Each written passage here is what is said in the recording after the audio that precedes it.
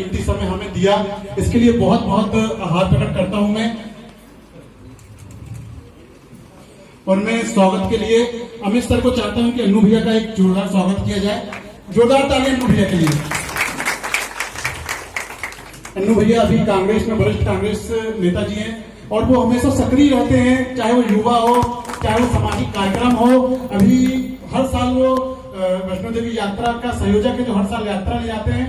और 15 अगस्त पर, आप विचार नहीं मानेंगे, 15 अगस्त पर मानव भवन में एक बहुत बड़ा कार्यक्रम का आयोजन किया जाता है, तो अन्नू भैया के द्वारा किया जाता है। इसमें सांस्कृतिक कार्यक्रम होता है, इसमें बहुत से सिंगर गायक बहुत उपस्थित रहते हैं। वो जबलपुर में इतने सक्रिय हैं, उनके लिए जोरदार तालियां अन्नू भैया के लिए।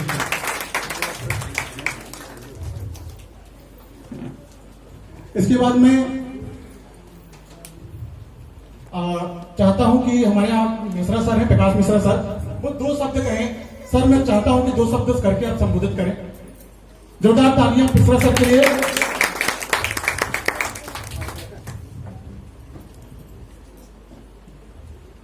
पहले तो मैं सभी को धन्यवाद कहूंगा, जो भी अतिथि यहाँ पे आए मैं उनको अपनी तरफ से तहे दिल से नमस्कार करूंगा। और यहाँ पे उपस्थित सभी विस्तार के स्टूडेंट, उन्हें भी मैं धन्यवाद कहूंगा कि आज विस्तार फाउंडेशन में आप लोग यहाँ पे उपस्थित हुए हैं। सबसे पहले मैं ये कहना चाहूंगा कि आज यहाँ बेस क्या है, हमें स्किल्स बनाना है। स्किल्स किसको बनाना है? इंडिया को स्किल्स बनाना है। तो कैसे बनेगा? जैसे सर ने कहा था कि हमें खुद को अपडेट करना है। अगर हम अपडेट हैं तो हम दूसरे को भी अपडेट कर सकते हैं। उसको करने के लिए हमें अपने आप में एक ऐसा स्किल्स लाना है जो किसी के पास ना हो, हम उसमें बेस्ट हो। जैसे मैं अभी क्लासेस क्या लेता हूं, आप लोग को पता होगा, सभी टैली के नाम से क्लासेस जानते हैं, ठीक है। बट मैं क्या कहता हूं कि आप टैली वर्ड मत यूज करो, आप तो हो GST and account expert. Expert अपने आप में एक बहुत ही बड़ा वर्ड है। तो मैं ये कहना चाह रहा हूं आप सभी से कि अगर मैं आपको एक्सपर्ट बनाता हूं तो आप उस लायक बनिए। आप अगर उस लायक हैं तो हमें कुछ करके अपने आप में ऐसा स्किल्स लाएं जिससे हम इंडिया को अच्छे लेवल पे ले जाएं। आप देखोगे अधिकतर विदेशों में भी इंडिया के सबसे ज्यादा एम्प्लॉय हैं। क्यों हैं? क्योंकि हमारा स्किल्स कहीं ज्यादा है उनसे। तो बस मैं आप सभी से यही कहना चाहूंगा कि आप अपने आप में ऐसा हुनर लाएं और आगे बढ़ते रहें। धन्यवाद।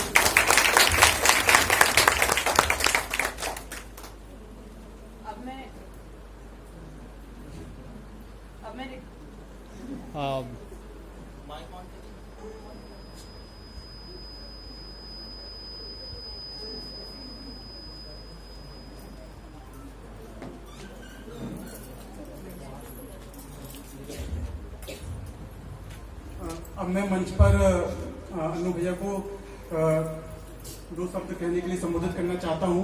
अन्नू भैया के बारे में सब परिचित है, मैं सब जानता हूं। और हो सकता है कि इस बार शहर के लिए वो एक नए विकल्प के रूप में उभर के आए और कांग्रेस से हो सकता है कि महापौर के का एक उनको पद का पद का भार मिले। इसके लिए बहुत बहुत शुभकामनाएं मैं अभी से उनको देना चाहता हूं। और अन्नू भैया से चाहता हूं कि अन्नू भैया शहर के विकास पर यहाँ पर एक संबोधित करें। इसके लिए अन्नू भैया के लिए जोरदार तालियां।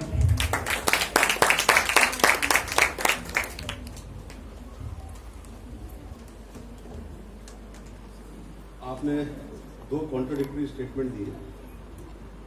सर वो दिए नहीं, निकल गए। आपने कहा 2 शब्द बोलिए, तो मुझे ही करना चाहिए जय हिंद और बैठ करना चाहिए। फिर आपने कहा शहर के बारे में बताओ, तो शहर के इसी वजह कर। जी बिल्कुल बिल्कुल। अगर शहर के विकास की बात करना है और शहर की बात करना है, संस्कारधानी की बात करना है, तो उसके लिए तो बहुत सारे सेमिनार्स और बहुत सारे वेबिनार्स लगेंगे जिसमें हम शहर के बारे में बात कर पाएंगे। क्योंकि हमारा शहर ये संस्कारधानी है साहब, ईश्वर का दिया हुआ इतना बढ़िया शहर है कि इसमें जीने को, इसमें करने को बहुत कुछ है हमारे पास। इसमें तो बहुत कुछ है, बहुत कुछ टाइम लगेगा करने के लिए। फिर भी मैं विस्तार फाउंडेशन के आज 3रा वर्ष है, आपको पूरे परिवार को, विस्तार फाउंडेशन के स्टूडेंट्स को, सभी को ढेर सारी बधाई देता हूँ, खूब सारी शुभकामनाएं देता हूँ और यही आप लोगों से अपेक्षा करता हूँ कि आगे आने वाले समय में आप लोग जो काम कर रहे हैं उससे बेहतर काम आगे करेंगे। सचिन बगरिया जी, अमित भाई, आपके यहाँ प्रकाश भाई कहाँ चले गए? टेली पे उन्होंने समझाया सिखाया और चले गए बाहर। प्रकाश भाई, हिमांशु जी, मेरे छोटे भाई रविंद्र गौतम जी हैं यहाँ पर और सभी मंच पर आसीन और यहाँ पर मुझसे बड़े और मेरे छोटे भाई बहन, आप सभी को मैं प्रणाम करता हूँ, नमन करता हूँ। विस्तार फाउंडेशन धीरे धीरे विस्तार की ओर है। आप लोग स्किल डेवलपमेंट के मामले में बहुत सारा काम विगत 3 वर्षों से करते आ रहे हैं। आप लोगों से कई बार इंटरेक्शन हुआ, कई बार इंटरव्यूज भी हुए आपके साथ। आप लोग ने एक बहुत सही दिशा पकड़ी है और सबसे बड़ी बात यह है कि आपका उद्देश्य बहुत क्लियर है। मुझे हर उस व्यक्ति से प्रेम है जिसको जबलपुर संस्कारधानी से प्रेम है।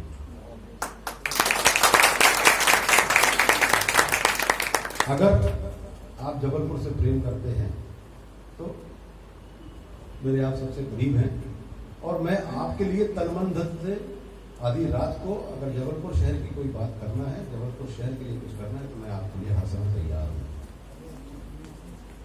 आप लोगों ने जबलपुर को कैसे डेवलप किया जाए, जबलपुर को कैसे उद्योग नगरी बनाया जाए, हम कैसा हमारा जबलपुर आत्मनिर्भर बने, इसको लेके आप लोग समय समय पर सेमिनार्स करते रहते हैं, वेबिनार्स करते रहते हैं। मुझे ऐसा लगता है कि आप लोग के अंदर जो कैपेबिलिटीज हैं उसके हिसाब से अभी काम नहीं हो पा रहा। आप लोग बहुत कॉम्पिटेंट लोग हैं, आपके अंदर वो सारी ऊर्जा है, सारी सोच है, विजन है। आप लोग इस काम को और बेहतर तरीके से कर सकते हैं। अभी आप कर रहे हैं पर इसको और बेहतर तरीके से, उसको कैसे ऑर्गेनाइज वे में हम किस तरीके से उसको वैसे सेक्टर्स में, वैसे सेक्शंस में जाएं जो एक्चुअल में विजनरी है और इम्प्लीमेंटिंग एजेंसी है, जो शहर को सोच दे सके और जो शहर को वाकई में जो सोच, अच्छी सोच है जबलपुर शहर के लिए, उसको डेवलपमेंट करके उसको परिणित कर सके, उसको कन्वर्ट कर सके, उसको इम्प्लीमेंट कर सके। ऐसे लोगों को एक और ऑर्गेनाइजेशन बनाइए। ऐसे लोगों से सतत संपर्क में आप लोग अगर रहेंगे, मुझे ऐसा लगता है कि आप लोग जो अच्छा काम कर रहे हैं वो बहुत अच्छा और बहुत बेहतर पहले से ज्यादा अच्छा काम कर सकेंगे। रही बात जबलपुर शहर के डेवलपमेंट की, तो सिर्फ एक लाइन में कहना चाहूंगा कि हमारा शहर अभी भी इस बात का दंश झेल रहा है। हम कुछ ही लोग यहाँ पे ज्यादा उम्र के मुझे तो नहीं दिख रहे, वैसे 1980s में, 1990s के आसपास में जो मध्य भारत था उसमें जबलपुर जो है सबसे बेहतर शहर होता था। यहाँ से नागपुर जाते थे तो नागपुर भी इससे पूरी स्थिति में था, हम बहुत बेहतर स्थिति में थे। हमारे यहाँ की क्लाइमेटिक कंडीशन सबसे अच्छी है। हमें जबलपुर से प्रेम क्यों होना चाहिए? हम यहाँ सिर्फ पैदा हुए, बॉर्न एंड ब्रॉट अप, सिर्फ इसलिए नहीं। यहाँ प्रकृति का दिया हुआ, ईश्वर का दिया हुआ हमको बहुत कुछ है। हमारे पास सबसे अच्छी क्लाइमेटिक कंडीशन है। यहाँ ठंड, बारिश और गर्मी ऑप्टिमम होती है, न कम होती है, न ज्यादा होती है। सबसे अच्छी बात है, हम सेंट्रली लोकेटेड है।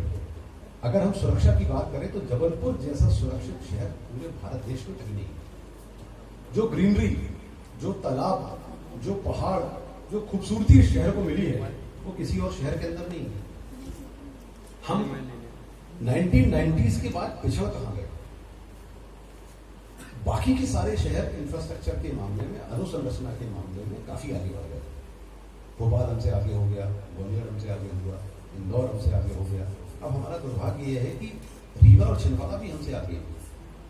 उसका सबसे बड़ा कारण यह है कि हमको यहां वैसा रिप्रेजेंटेटिव नहीं मिला, पॉलिटिकल थिंक टैंक नहीं मिला, हमको वैसा पॉलिटिकल विजन नहीं मिला, वैसा पॉलिटिकल व्यक्ति नहीं मिला जो भोपाल, इंदौर के नेताओं ने वहां पे काम किया। वो काम हमारे शहर में, जबलपुर में कोई करता तो हमारा शहर भी भोपाल, इंदौर से बहुत आगे होता क्योंकि हम बहुत पहले से ऑलरेडी इन सब शहरों से आगे थे।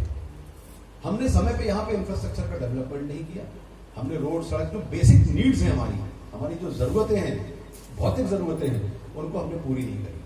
उसके बाद अगर हम फ्लाईओवर्स की बात करते हैं, हम अच्छे गार्डन्स की बात करते हैं, हम यहाँ अच्छे पर्यटन की बात करते हैं, या और भी ऐसी बहुत सारी चीजों की हम बात, हमारे यहाँ रिंग रोड्स हो सकती हैं। हमारे यहाँ डेवलपमेंट के मामले में तो इतना स्कोप है जिसकी स्थिति नहीं है, और बहुत आसानी से किया जा सकता है। उसमें कोई बहुत ज्यादा ताकत भी नहीं लगता हमारे पास। हम लोग, आप जिन परिवारों से आ रहे हैं, आपके परिवार, आपके माँ बाप जबरदस्त टैक्स देते हैं नगर निगम को और सारी संस्थाओं को। हम 10,000 करोड़ रुपए पिछले 15 वर्षों में नगर निगम के पास आ चुका है। 2,000 करोड़ रुपए हमने जबलपुर के लोगों ने दिया, 8,000 करोड़ रुपए सेंट्रल गवर्नमेंट और स्टेट गवर्नमेंट से आया। हम 10,000 करोड़ में शहर को कुछ नहीं दे पाए, चाहे सरकार किसी की भी हो। मैं बीजेपी कांग्रेस से ऊपर उठ के बात करना चाहता हूँ। हमने पिछले, चूंकि ये नॉन पॉलिटिकल कार्यक्रम है, इसमें कोई पॉलिटिक्स की बात नहीं है, किसने गलती की किसने की, जब वो मंच होगा तो उस मंच पे वो बात की जाएगी, सही बात जो है वो सामने लाई जाएगी। परंतु अभी मैं कहता हूं कि जो भी था पिछले 15 वर्षों में यहाँ पे किसी प्रकार का कोई काम नहीं हुआ और हम पीछे हो गए। संभावनाएं बहुत हैं। हम लोग भी अगर राजनीति में काम कर रहे हैं तो आपके जैसे लोगों की हम लोगों को आवश्यकता होती है, क्योंकि आप लोगों से हमें जमीन में क्या आवश्यकता है, जबलपुर शहर को क्या आवश्यकता है, विस्तार फाउंडेशन जैसी अच्छी संस्थाओं से हम लोगों को समझने और सीखने को मिलता है। उसको फिर क्या करना है वो हम लोग अपने हिसाब से, अगर हम लोगों को जीवन में मौका मिलता है, मैं पार्षद था तो पार्षदी के हिसाब से जो काम मुझे करना था पिछले विगत 15 वर्षों से हम लोग करते आ रहे हैं। आगे जो मौका मिलेगा उस हिसाब से, जो दायित्व मिलेगा, जो जिम्मेदारियां मिलेंगी, शहर वाले देंगे, उस हिसाब से हम काम किया जाएगा। बहरहाल 2 शब्द की जगह 200 से ज्यादा हो गए तो और बोलिए सर, बहुत बढ़िया। फिर कभी बैठेंगे किसी सेमिनार में, उठाइएगा जी, बैठ के आराम से बात करेंगे, आप लोग जितना समय चाहेंगे। क्योंकि मैंने कहा ना, जो जबलपुर शहर संस्कारधानी से प्रेम करता है, मुझे उन लोगों से सबसे ज्यादा प्रेम है। आप जबलपुर के बारे में सोचिए, जबलपुर के बारे में करिए। कभी भी आप मुझे तन, मन और धन से जब भी चाहेंगे, विस्तार फाउंडेशन के साथ कंधे से कंधा मिला के हर समय खड़ा रहूंगा।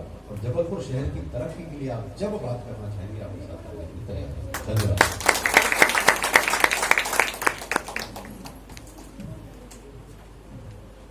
अन्नू भैया का मैं बहुत बहुत धन्यवाद करना चाहूंगा कि उन्होंने पूरी रूपरेखा स्पष्ट कर दी कि जबलपुर को क्या चाहिए है, और ये मंच के दौरान ने बता दिया कि जबलपुर कहाँ पिछड़ा हुआ है। और मैं उनसे माफी भी मांगना चाहता हूँ, मैं बोलना कुछ चाहता था और कुछ शब्द निकल गए, माफी चाहता हूँ भैया।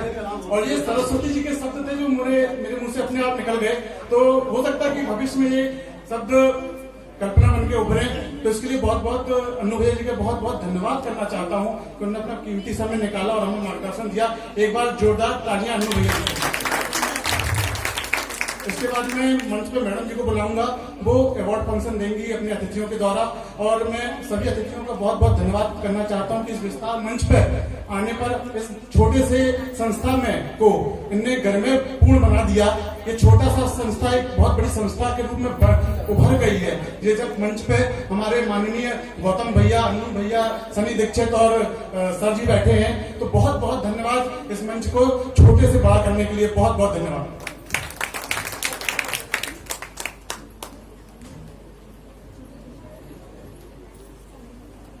अवार्ड फंक्शन के लिए आते हैं, किसको टेली में मिलेगा, किसको इंग्लिश में मिलेगा, सबके अवार्ड्स यहाँ पर मिल रहे हैं।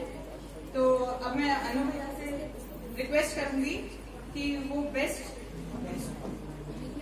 IT researcher award mister Sharad Gupta को देने के लिए जोरदार तालियों से स्वागत करें।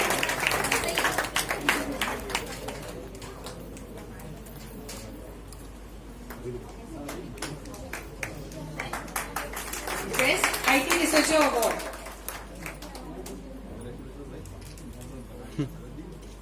बहुत एक आगे रिसर्च कर रहे हैं इस समय, आने वाले फ्यूचर बहुत बड़ी इंजीनियर है।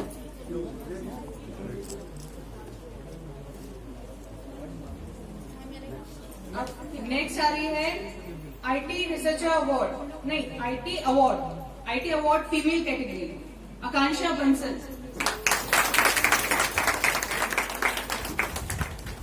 तालियां रुकनी नहीं चाहिए।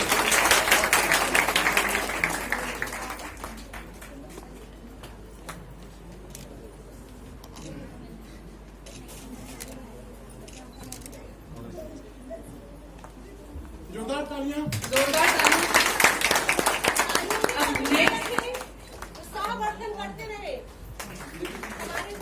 जोरदार तालियों से स्वागत किया जाए। नेक्स्ट स्पोकन इंग्लिश अवार्ड किसको दिया जाए?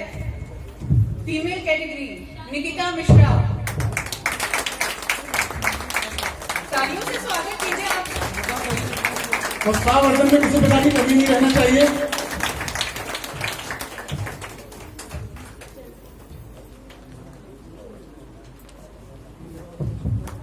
जोरदार तालियां। इसके बाद टेली best student award Shalini Patel.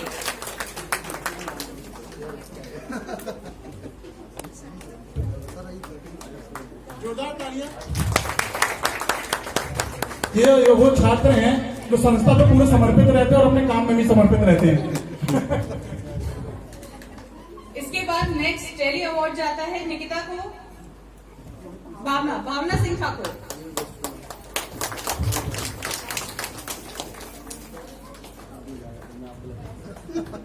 जोरदार तालियां। अब एक ऑलराउंडर अवार्ड जा रहा है बेस्ट स्टूडेंट अवार्ड, वो है रोहित मिश्रा जी। रोहित मिश्रा जी को बहुत जोरदार तालियां मैं आपको बताना चाहता हूँ। ये जबलपुर हलचल पेज पर भी अपना पूरा इंटरव्यू चलाते हैं और हमारी संस्था को पूरा जितना बढ़ाने में योगदान देते हैं। ये ऐसे स्टूडेंट हैं जो पूरे समर्पित रहते हैं। जोरदार तालियां। दिल्ली में और बचे हैं उपासना प्रजापति। जोरदार तालियां।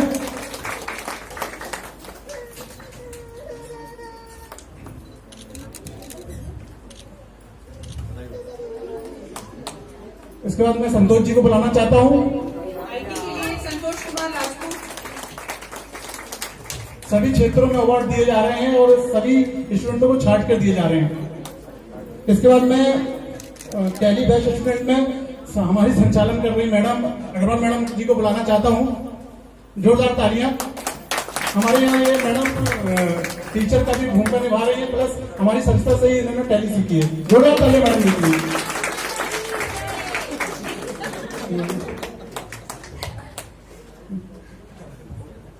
जी इसके बाद मैडम अपना दूसरे कार्यक्रम निभाएंगी। बस 5 मिनट का समय और चाहता हूं भैया, 5 मिनट का समय। मैं हिमांशु दीक्षित जी से अनुरोध करूंगा कि वो 2 शब्द कहें। हिमांशु दीक्षित जी के लिए बहुत बहुत तालियां।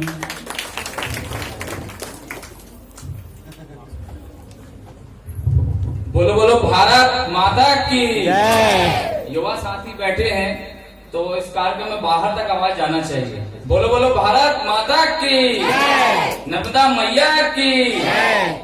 आज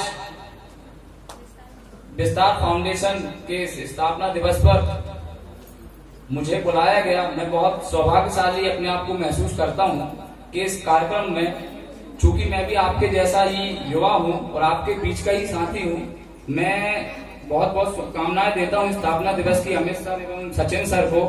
और हमारे मंचा सिंह बैठे हुए हैं परम सम्माननीय अन्नू भैया, जो को उनको मैं बहुत पहले से जानता हूँ और उनके साथ मैं पार्टी को अपन यहाँ बात न करके मैं उनसे व्यक्तिगत भी जुड़ा हुआ हूँ। और हमारे बड़े भाई रविंद्र गौतम जी भी यहाँ बैठे हुए हैं, उनसे मैं व्यक्तिगत जुड़ा हुआ हूँ। पार्टी से मतलब इसका कोई सरोकार नहीं है, व्यक्तिगत तौर पे उनका मुझे मार्गदर्शन एवं आशीर्वाद हमेशा मिलता रहता है। और मैंने उनके मार्गदर्शन से भी एनजीओ में काम किया हुआ है। एवं आर.के. वर्मा जी बैठे हुए हैं हमारे बीच में, परम सम्माननीय सर, मैं आपका भी बहुत बहुत स्वागत वंदन अभिनंदन करता हूँ। मैं चूंकि यहाँ सब बातें हो चुकी हैं सब विषय को लेकर, तो मैं ज्यादा तो नहीं बोलना चाहूंगा क्योंकि युवा साथी हमारे बड़े देर से बोर हो रहे हैं। तो मैं केवल इनसे एक चीज बोलना चाहूंगा कि आप जहां भी काम करें, जिस भी फील्ड में काम करें, पूरा 100% ईमानदारी और दिल से काम करें। आपको उस लक्ष्य तक पहुंचने में कभी कोई दिक्कत की परेशानी नहीं होगी। तो सभी से मेरा एक निवेदन है, जितने भी यहाँ साथी बैठे हैं, कि आप अपने लक्ष्य को मानकर उस पे काम करें, आपको सफलता जरूर मिलेगी। और आपको जब जब मेरी जरूरत पड़े, चाहे तन मन धन, सदैव मैं आपके साथ हूँ और आपके साथ कंधे से कंधा मिलाकर मैं कार्य करूंगा। इस कार्यक्रम में मुझे बुलाया, बहुत बहुत धन्यवाद एवं ढेर सारी सबको शुभकामनाएं। भारत माता की।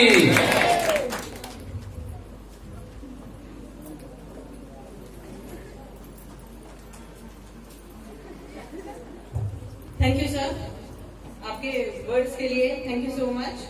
अब मैं पंडित श्री राजेंद्र प्रसाद मगारिया जी को बुलाना चाहूंगी इनकी एक स्पीच के लिए। ये सचिन सर के पिताजी हैं, जोरदार तालियों से इनका स्वागत कीजिए।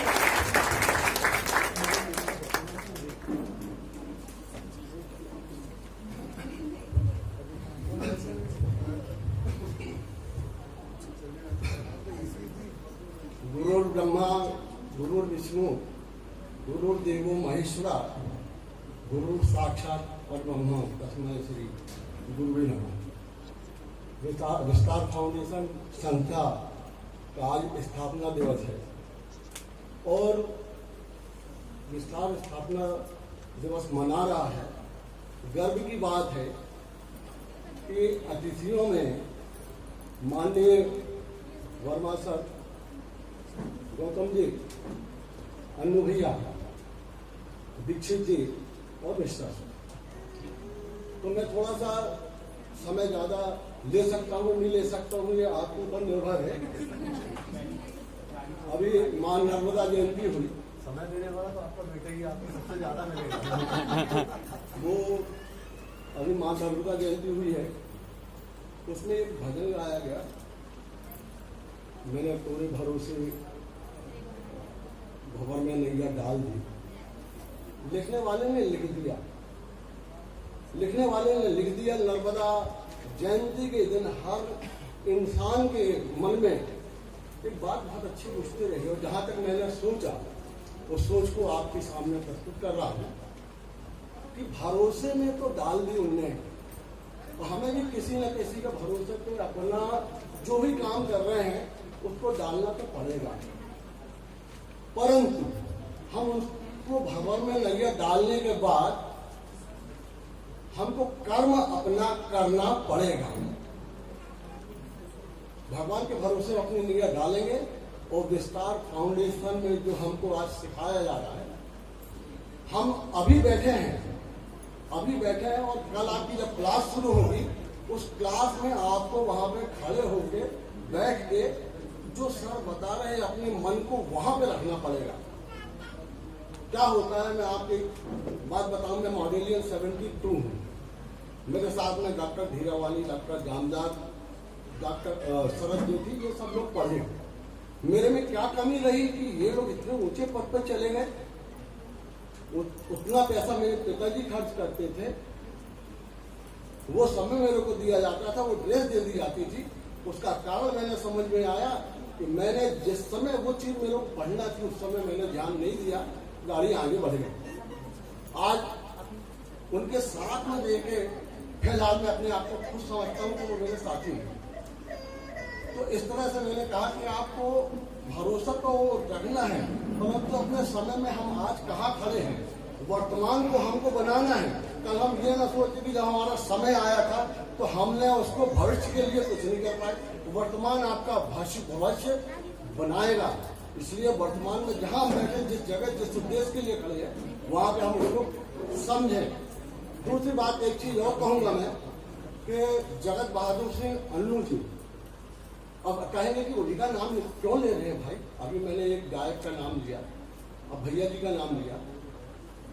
आज से 15-20 साल पहले नगर निगम में, मैं तो बहुत बड़ा पाठक हूं समाचार पत्रों का, तो विपक्ष के नेता थे या नहीं थे ये तो नहीं मालूम मेरे को, पर वास्तव में पार्षदों में जगत बहादुर सिंह अन्नू को निष्काम करने का फल क्या मिलेगा, ये शब्दों पे गौर करिए। इनका कोई ऐसा नहीं था कि मैं इसको करके मेरे को ये मिलना है या वो मिलना है, इन्होंने ये चीज नहीं देखी। इनसे भी हमें एक सीख मिलती है। माँ वैष्णो देवी यात्रा हम आपसे पैसा लेते हैं, वो ऐसा नहीं है कि अपने पास चले जाते हैं, हम आपसे पैसा लेते हैं, परंतु उस यात्रा को 15-20 साल से आप चला रहे हैं। आप पूरे शहर के, पूरे मध्य प्रदेश में यही कहा जाता है कि संचालन करें। इस चीज में उनका कोई निष्काम भाव से कर्म रहा है। आज भी वो जहां जैसी सेवा बनती, जहां तक मेरे ख्याल अभी कोरोना महामारी आई तो करने वाले को अपने आप लोग पूछते हैं। मैं इसी बात को यहीं पे एक हंसी मजाक में लेता हूं, सब्जेक्ट को बदलता हूं कि एक बच्चे से उनके शिक्षक ने पूछा कि बेटा बड़े होकर क्या बनोगे? बोले सर जी बड़ा होकर मैं नेता बनूंगा। नेता बन के क्या करोगे? बोले सर जन्मदिन मनाऊंगा। तो आज के समय में क्या करना है, क्या नहीं करना है, कौन हम, किसको हमें प्रतिनिधित्व देना है, इसके बारे में सोचना पड़ेगा। आज मैं शहर की बात करता हूं। शहर संस्कार धानी कहलाता है। एक ने पूछा भैया छोटा फुहारा कहाँ है? ना छोटा फुहारा कहाँ है? तो आप दमोह नाके से जाना, वहां जाना, रामलीला होती है, वहां किसी से पूछना छोटा फुहारा कहाँ है? उनका भैया चलेगा, बोले छोटा फुहारा कहाँ है? बोले कहाँ है छोटा फुहारा? ये सब्जी बिक रही सड़ी, ये चक्कर जो है ये छोटा फुहारा है। ये इतनी छोटी छोटी विकास की धाराएं हमारे जबलपुर में ब्रेक हो गई। 3 पत्ती नाम से शहर को जाना जाता है साहब, जहाँ की केंद्र है, नगर निगम है, राजनीति होती है वहां पे। ठीक है, 3 पत्ती को यातायात के हिसाब से आपने हटा दिया, परंतु कहीं सिंबॉलिक उसको 3 पत्ती देना था। दूर से आदमी खड़े होकर देखता 3 पत्ती वो है। यहाँ तो ये हाल है साहब, किसी ने पूछा क्षमा करना भाजपा का कार्यालय कहाँ है?